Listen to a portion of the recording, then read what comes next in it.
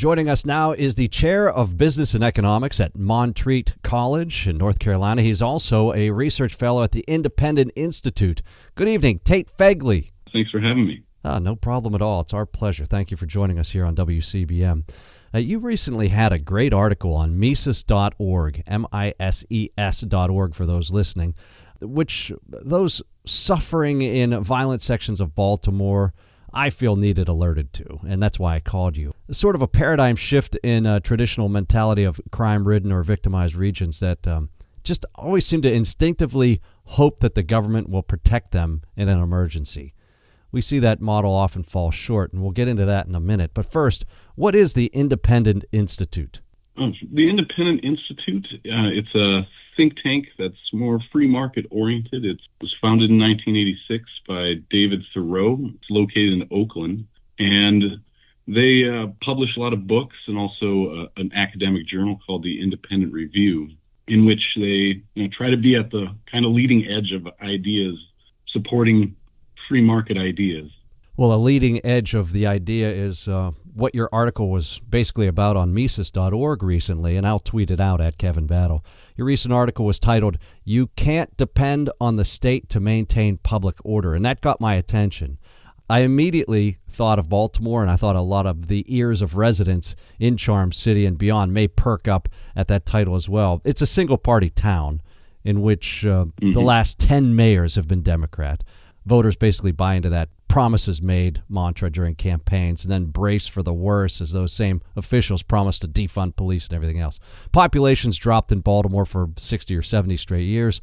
Baltimore has been called America's most dangerous city for over a decade, and in 2023 it was deemed the fourth most dangerous. So I guess we're moving up a little bit there. We're behind St. Louis, Mobile, and Birmingham, Alabama. So what is the role of government, any size government, whether it's a city, town, township, village, whatever?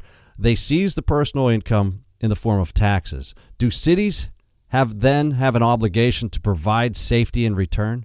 Not according to the U.S. Supreme Court. There have been a number of cases, one in Washington, D.C. nearby, regarding people calling for police services, not receiving it, and then suing the police department for not providing these services that they were supposedly supposed to receive.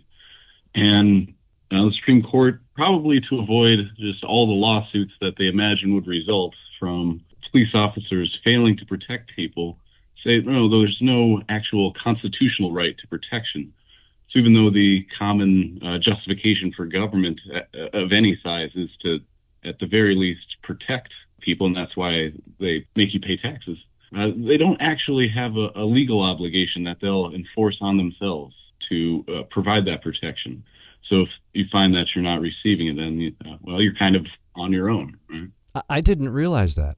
I think it's just instilled in us and assumed by us that once they take our money, we agree to give it to them, that we're going to have something in exchange. I mean, even organized crime offers protection, but the governments don't. I didn't realize that. Technically, they'll say, well, if you call us, us being the police, we eventually have to respond in some way, or we're supposed to, though, of course, sometimes they don't. But there's no actual legal requirement that they do. They're not liable for a contract violation in the same way that if you, say, hired your own security, they would be if they didn't provide what they contractually agreed to provide. Now, do cities have an obligation to prosecute criminals? So prosecutors, actually, I'd say among public officials, probably have the greatest amount of discretion in what they can decide to do. As I'm sure you and your listeners are aware, many prosecutors, shadowily funded by George Soros, or at least that's the accusation, use this as a means of criminal justice reform. That is, since they have so much discretion in what they decide to prosecute or not prosecute, that if their goal is something like reducing incarceration, they can do this by choosing to not prosecute. And this has been something, many headlines, especially recently, what they've chosen to prosecute, such as people defending themselves and others against seemingly dangerous people in city subways or elsewhere, that these are the type of people who get prosecuted, whereas those engaging in what we'd call pretty normal street crime or thefts below a certain amount, as we've seen videos from, say, Walgreens, people coming in with their garbage bags to steal things and bringing their calculators to make sure they steal less than $900 or whatever is supposed to trigger an arrest. So yeah, it's an interesting thing. No, prosecutors do not have an obligation to prosecute anyone. They have an incredible amount of discretion in deciding what to charge, whether to charge, and whether to actually pursue cases. So it's all sort of assumed on our part then that crimes will be prosecuted and the police should or could show up. I think this might be eye-opening to a lot of police officers as well. We're talking with Tate Fagley. He's the chair of business and economics at Montreat College. He's also a research fellow at the Independent Institute. Tate, sections of towns are already, some in Baltimore already have several organizations patrolling them, assisting the police. Would you advocate for more Crime Watch community organizations? I would advocate for people to understand, their own situation. Crime is a really, or just other, public order issues are really localized.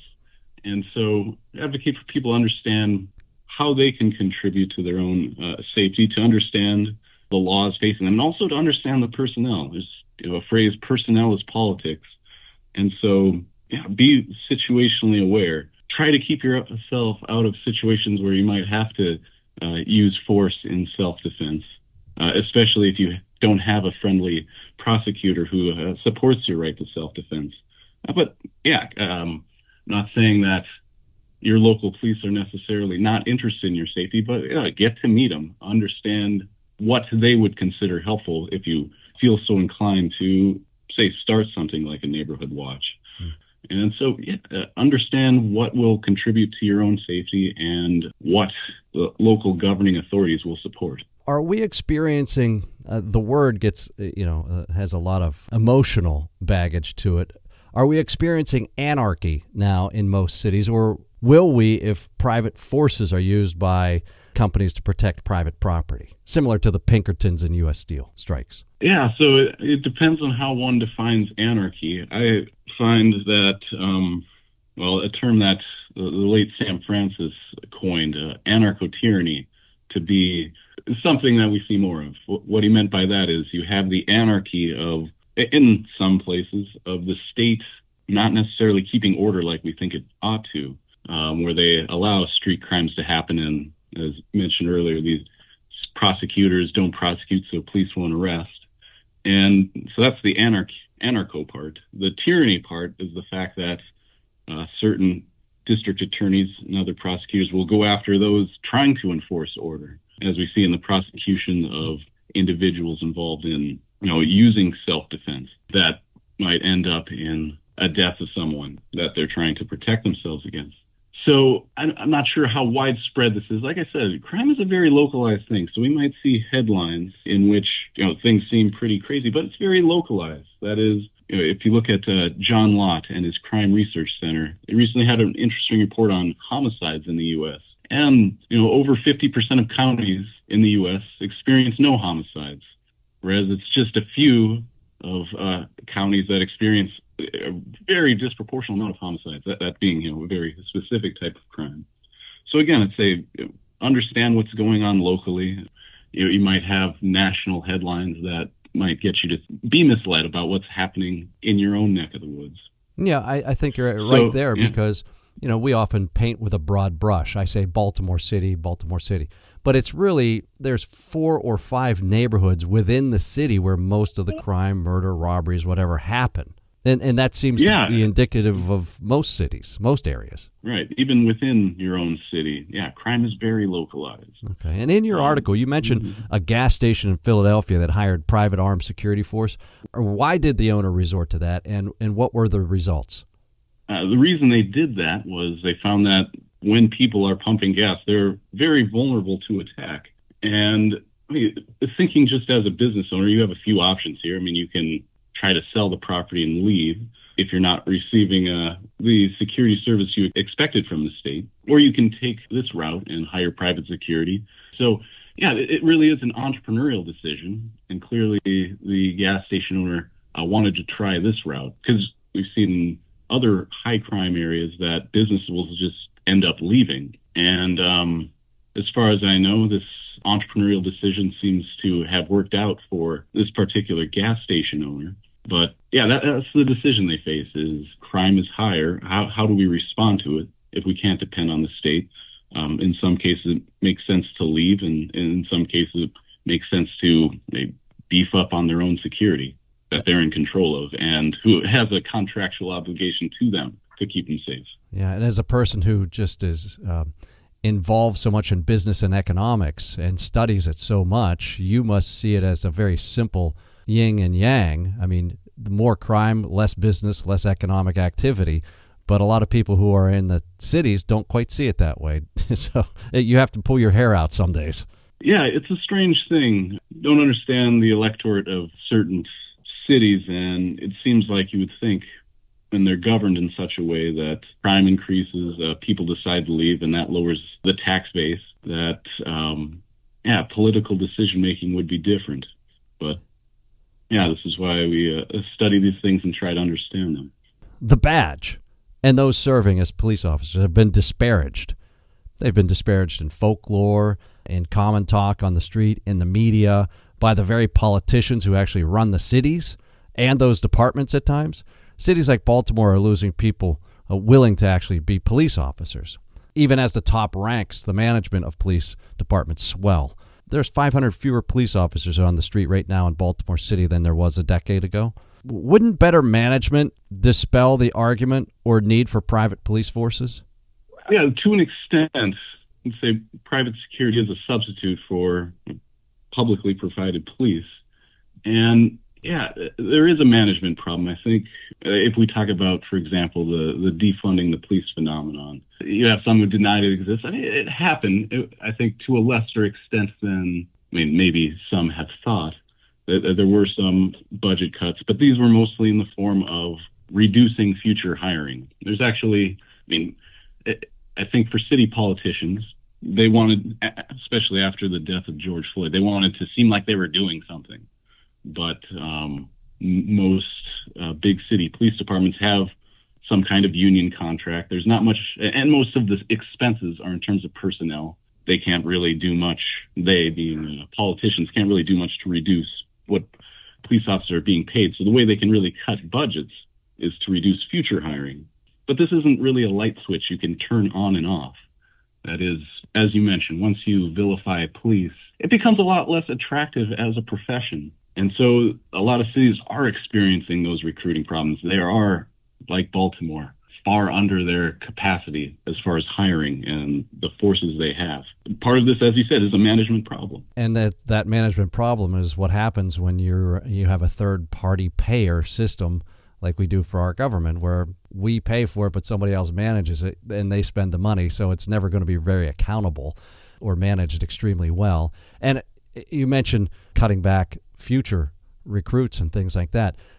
In the name of COVID or whatever other emergency, the George Floyd riots, some cities expelled or dismissed their recruiting classes for a year or two. That has a ripple effect into the future. You might not correlate the fact that the class of 2020 or 2021 was canceled. You lose all those recruits, but in 3 years when they should be on the street, you don't have them. You can't go back there. You can't regrow that immediately.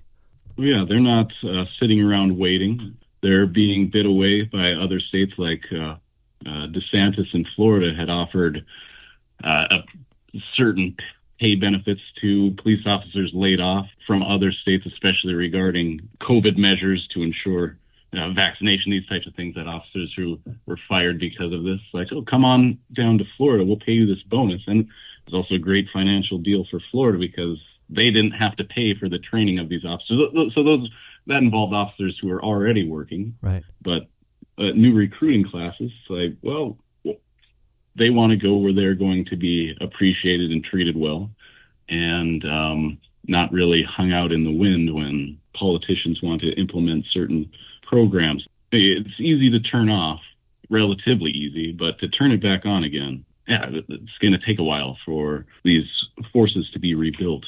Yes. If ever. Yeah, if ever.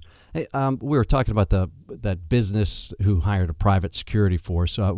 When you grow that to a larger scale, wouldn't it lead to like an oligarch type situation in security in which a for-profit company could abuse influence or basically become a private military for somebody?